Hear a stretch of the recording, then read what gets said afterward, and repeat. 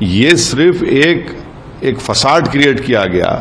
Benjamin نیتنیاہو جو فلسطینیوں کا ایک خصاب بن چکا ہے, بچر بن چکا ہے, تو یہ بامبنگ سے اگر یو ایس یہ سمجھ رہا ہے کہ ڈیٹرنس ہوگا, نہیں ہوگا. کہ اسی لیے پاکستان نے نوبل پیس پرائز کے لیے کہا تھا. نہیں, میرا ماننا یہ ہے کہ جو آج یونائٹڈ اسٹیٹس نے جو بامبنگ کی ہے وہ انٹرنیشنل لا کا وائلیشن ہے, وہ یونائٹڈ نیشنز کے چارٹر کا وائلیشن ہے, این پی ٹی کا وائلیشن ہے, اور خود یونائٹڈ اسٹیٹس کا جو ان کا سمویدھان ہے یو ایس کا کہ بغیر کانگریشنل پرمیشن کے وہ جنگ نہیں کر سکتے بامبنگ, انہوں نے اس کا وائلیشن کیا.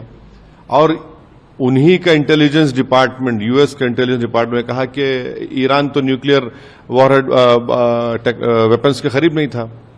تلسی گبارڈ کا سٹیٹمنٹ ہے. یہ صرف ایک فساد کریٹ کیا گیا. مقصد ایک ہی ہے کہ اسرائیل جو بنجامن نیتنیاہو جو فلسطینیوں کا ایک خصاب بن چکا ہے, بچر بن چکا ہے, جو جنوسائیڈ ہو رہا ہے, ایتھنک کلینسنگ ہو رہا ہے, اس کو کور اپ کرنے کے لیے کیا گیا. 55,000 لوگ مارے گئے, ابھی مر رہے ہیں وہاں پر, آپ اس کی بات نہیں کرتے. تو یہ بامبنگ سے اگر یو ایس یہ سمجھ رہا ہے کہ ڈیٹرنس ہوگا, نہیں ہوگا. آپ دیکھنا آئندہ 5-10 سال میں ایران 90% انریچمنٹ کرے گا.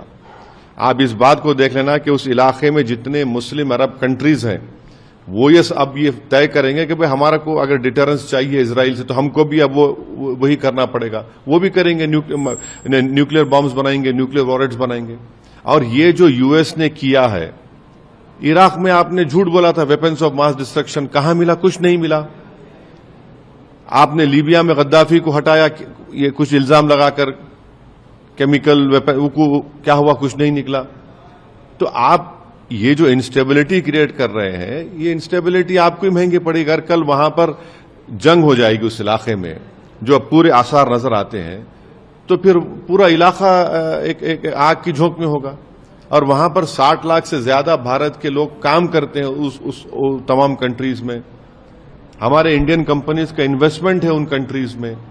ایک بہت بڑا فارن ایکسچینج ہم کو وہاں سے آتا ہے. اور ایک بات یاد رکھیے, جو گلف کنٹریز میں جو بھارت کے ناگرک کام کرتے ہیں انکم ٹیکس نہیں دیتے. وہ نارتھ امریکہ میں انکم ٹیکس دیتے ہیں, یہاں پر ہم کو آتا ہے تو پھر کتنا بڑا نقصان ہوگا سب کا.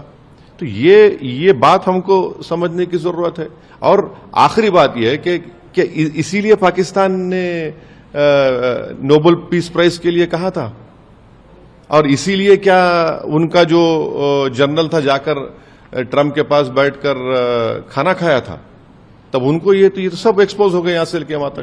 پاکستانی مسلم عوام کو نہیں, پاکستان کے دیکھیے, پاکستان نے فارمل کہا نا کہ ہم ٹرمپ کے لیے نوبل پیس پرائز بولیں گے. تو کیا انہوں نے اسی لیے کہا تھا, اسی لیے کہا کہ ان کو نوبل پیس پرائز ملنا چاہیے اس آدمی کو, اس پریزیڈنٹ کو, جس نے اپنے ہی دیش کے سمویدھان کا وائلیشن کیا, یونائٹڈ نیشن چارٹر کا وائلیشن کیا, انٹرنیشنل لا کا وائلیشن کیا, این پی ٹی کا وائلیشن کیا.